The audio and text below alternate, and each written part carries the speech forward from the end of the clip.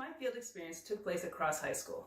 Cross is a small rural school. It serves about 300 students. This is my third year working there as a reading intervention teacher. Cross High School theme for the year is academic success under construction.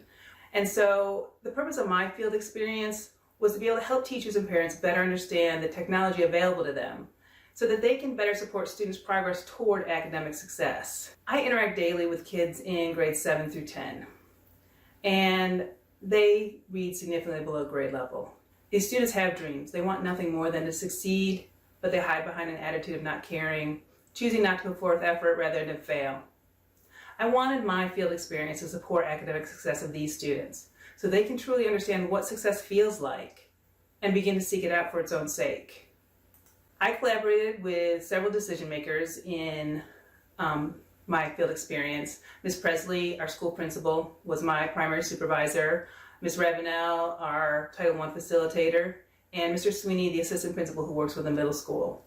Everyone stressed the need for technology to be better understood and more effectively utilized. So I created a Google form for needs assessment. It was distributed to all the teachers and administrators so I could gather some input and assess where to best focus my efforts.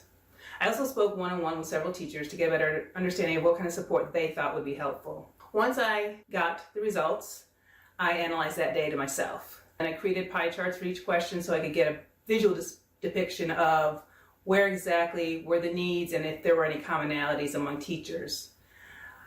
Unfortunately, the results did not clearly indicate one common need across teachers, but rather a variety of individual needs. My workflow can be described as meeting needs in the moment. Initially, I felt that I could best be of assistance by relieving some of the stress that new teachers particularly were feeling at the beginning of the school year, and that my efforts could have an immediate positive effect on the instruction that was happening in the classroom. Specifically, I did some work with Land School and Read 180 with these teachers. Next, I met with our Title I facilitator. We discussed Parent Tech Night that she was planning. My thought was, because I'm a reading intervention teacher, that the parents needed to know more about Lexiles and then also Quantiles, which is in the math area. I wanted them to understand what those measures were, the tests that we gave to students to determine the measures, and then provide them some resources that they could use at home with their students that were based on those measures. So I put together a presentation, and Parent Tech Night, we didn't have a great turnout, but the parents that were there really appreciated the information. I provided them with a survey afterwards, and they thought it was useful and helpful. So I followed up the Parent Tech Night by creating some PowerPoint presentations and some screencast resources for the parents that attended, parents who did not attend, and even the teachers. Those resources were created, and for parents, I created a parent resource website. Finally, I knew I wanted to provide something useful to the middle school team. So I decided that Wakelet would be that tool that I would introduce. Wakelets, and students can create Wakelets, so you can use it from both ends. Save and present resources.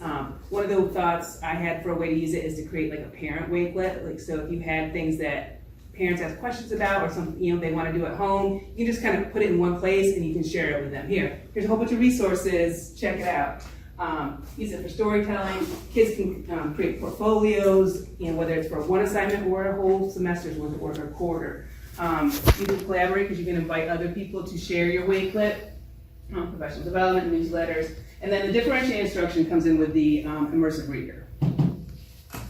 They integrate with all of those things: Google Drive, Microsoft Teams, Remind, Google Classroom, OneNote, Flipgrid. When I was designing my instruction and designing the support I was going to provide for the teachers, it was really important for me to consider their needs as adult learners. I know that adult learners are internally motivated and self-directed. By using the needs assessment, requesting session feedback, having one-to-one conversations with teachers, I provided them with the opportunity to share their goals and to self-identify their needs. The feedback from the needs assessment and individual conversations allowed me to provide support that teachers would find relevant and practical.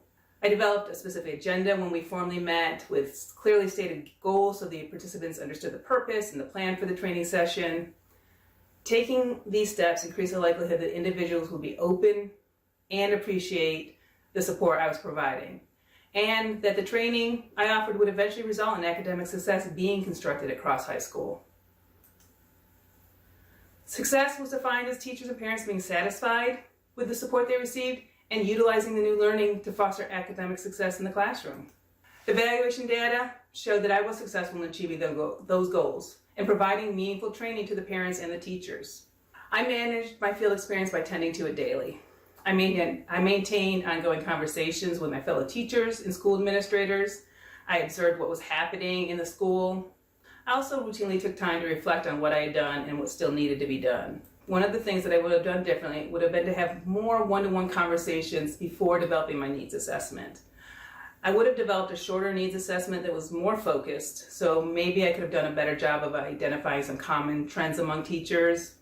And I also would have done a paper copy in addition to the digital copy for the survey.